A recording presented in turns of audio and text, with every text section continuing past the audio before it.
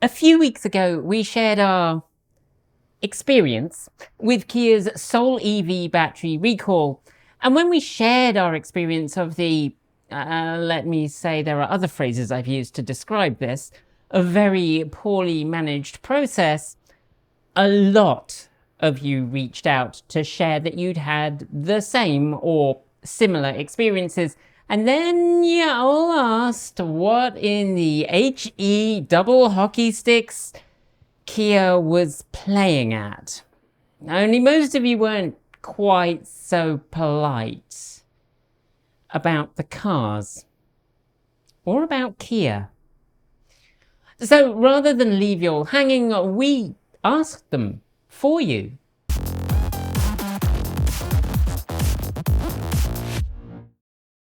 So for those who don't know, back in March of last year, Kia made the decision to recall model year 2015 through 2017 Soul EVs fitted with an E400 battery pack, and all 2018 through 2019 Soul EVs. That E400 pack had been fitted to that kind of mid-generation Soul EV produced from 2018 to 2019. Those came as new with a 30 kilowatt-hour pack, but the cells were also fitted as a warranty replacement to the first generation Soul EVs, which originally shipped with a 27 kilowatt-hour battery pack that was susceptible to premature battery degradation. And the first quote-unquote unfortunately is that these packs are faulty. Or at least according to Kia's original recall notice, around 1% of the batteries are faulty. And in this case, the specific faulty means that they can develop a short, that short can cause a fire, and the original BMS was incapable of identifying the fault condition before things got hot and burny. And as Charlie informed us,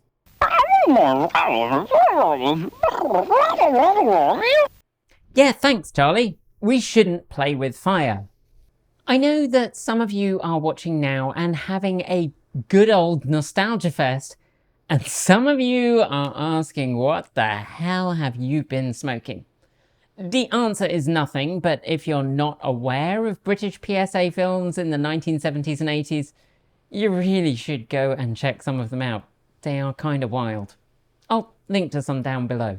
Now, the NHTSA notification sent out in March that began a game that will be familiar to owners of any vehicle that has had a battery recall. First, of course, Kia didn't actually know how to fix it, which, you know, when you've identified that 1 in every 100 cars you've sold might randomly catch fire, and you only sold 2,689 cars anyway, maybe the correct response is just to say, would you like us to buy back your car? It's faulty. Or just replace the battery pack in all of them and be done with it. Send the overly tafir ones to be recycled. Tafir is appalling Norwegian, both probably in pronunciation and also in translation, for catching fire. You all loved En Fuego, so I thought, why not expand? And the second, unfortunately, is that, of course, those aren't the options that Kia chose, because Kia, like Chevrolet with its Bolt EV recall, Hyundai with its Kona EV recall, and at the fancier end of the market, Jaguar with its seemingly endless I-Pace battery recall, manufacturers don't like replacing the most expensive bit of the car, especially when it comes from a Tier 1 parts supplier with whom perhaps their contract didn't include enough clauses about who gets to pay when years down the line it turns out the battery has a manufacturing defect. So just like Chevrolet, Hyundai and Jaguar, Kia tried to fix the problem with software. However, unlike Chevrolet, Hyundai and Jaguar, where cars continued to become flame-grilled despite the software update, Kia's first stab at a software update, at least according to the forums, turtled a much higher percentage of vehicles than expected. It also, in some cases, meant vehicles couldn't charge above 80%. Which was more or less Hyundai's fix for its Kona EV for a while, and in March this year was Jaguar's temporary fix for the same issue, although for Jaguar it was actually a limit of 75%. but it's more of a problem when your car is 10 years old and its range is under 100 miles anyway. And what happened next was a classic of the automotive industry when an expensive warranty part breaks. Our car, along with a lot of other people's cars, sat at Kia dealers. Some of you tell us you got loaners that were gas vehicles, which you then had to request Kia reimburse expenses for after the fact. Some of you tell us your dealer didn't even manage to get you a loan car at all. And everyone who talked to us said that they had confusing, sporadic, and contradictory information from Kia representatives. This, again, isn't new. It's pretty much what we heard from Chevrolet drivers with the Bolt and from Hyundai drivers with the Kona. And frankly, it's not dissimilar to what we've seen from Jaguar owners in their forums.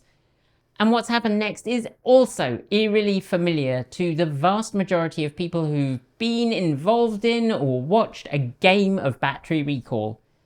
Kia, seemingly struggling to find sufficient remanufactured packs, adjusted its software tweaks and told people who'd previously been promised new traction batteries that no, they weren't getting them, ourselves included.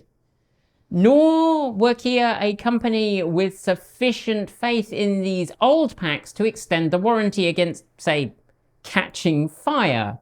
So having told many owners that they should expect a new pack with a new warranty, taken their cars away for months at a time, Kia then rescinded that. Particularly problematic given that many of these cars are nearing the end of their warranties anyway. Given the age of the vehicle and its price, this was one of the EVs that drivers at the cheaper end of the market could afford to purchase, and those owners have the least facility to repair an expensive failure and are now stuck with a potentially rather citrus yellow vehicle, despite the fact it didn't come in yellow.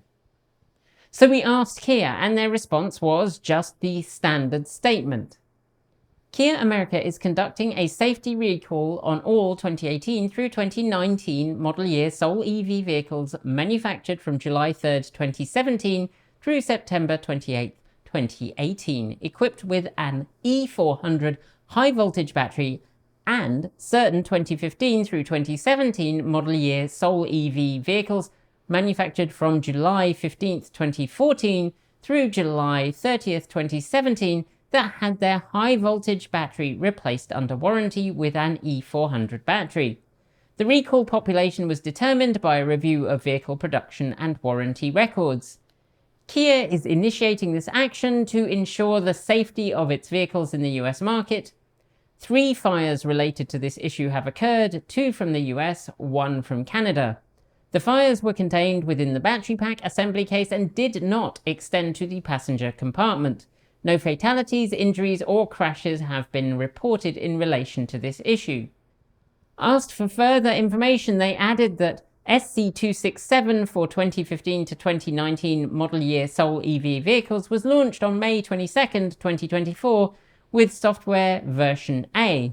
It was updated to provide software version B, brackets latest version, at the time of the SC267A launch.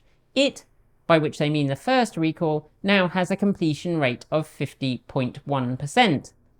SC267A was launched on May 7th, 2024 to provide software version B, brackets latest version, to vehicles that had already been updated with software version A as part of SC267, e.g. already updated vehicles received a newer version of the update.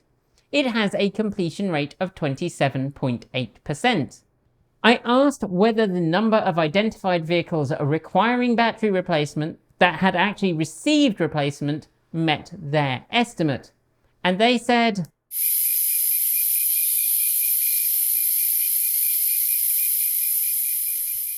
and so this is frustrating. We'd already asked other questions about how Kia has handled this issue and received just that standard response. It's terrible customer service to promise people, particularly people at the cheaper end of the market, an expensive replacement part, make them wait months, and then tell them, actually no. It's terrible customer service to string people along for a long time, giving them confusing and misleading information. And last time we talked about this, we were specifically talking about my own experience with Kia. But it's clear that my experience is pretty much universal for those subject to this recall. But this isn't just a Kia problem. Every manufacturer has demonstrated a distinct unwillingness to deal fairly with battery recalls, mostly because they're expensive for the manufacturer. And while not a warranty issue exactly, we've seen similar behaviour from Nissan, who've left owners of the first generation Nissan Leaf hanging with incredibly expensive battery replacements for vehicles with little value. That's because the earlier Nissan Leaf had batteries with, shall we say, not ideal chemistry. Thankfully, independent companies have often stepped in with ways to support those cars with degraded batteries. But as we stare down the need for longevity to be embedded in our manufacturing culture, we need to shift to a system that supports vehicles properly and in the long term. And the question is, what should we do about it? How do we make manufacturers handle these problems better? Well, one thing you can do in the US is file a safety concern with NHTSA. We've dropped a link in the down below for owners of the Soul EV or other vehicles with ongoing battery issues who are concerned about the response from their automaker. Obviously, as we talked about in our Lemon Law videos, despite the fact you're unlikely to be covered with battery recall issues, because they usually occur years down the line, many of those techniques can be useful with dealing with these companies. But at the end of the day, the thing that will drag them kicking and screaming into supporting their vehicles is almost certainly legislation. And for that, you will have to pressure your legislators to improve the laws around vehicle warranties. Thanks for joining me today. And if you've got thoughts, make sure you leave them below in our Discord chat room, or you can reach out to us on Mastodon. Thanks to the amazing list of people scrolling by on your screen right now. They are some of the more than 1,500 people who help fund this channel through Patreon and YouTube, covering our bills, paying our team, and making sure that we can be 100% independent.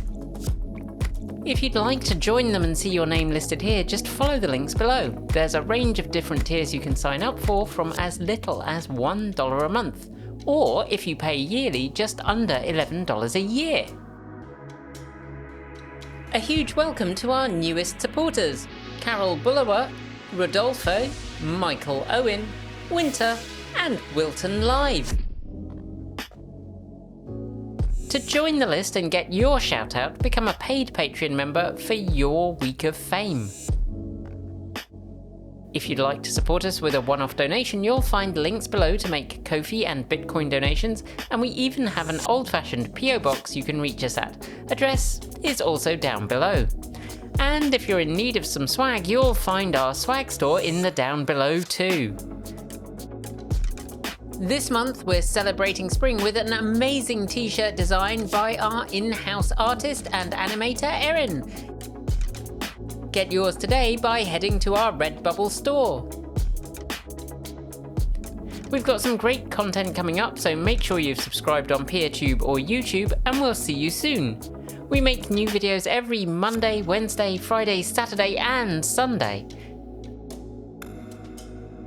If you want more, the mighty algorithm thinks you'll like this video, but we think this one is also well worth a look.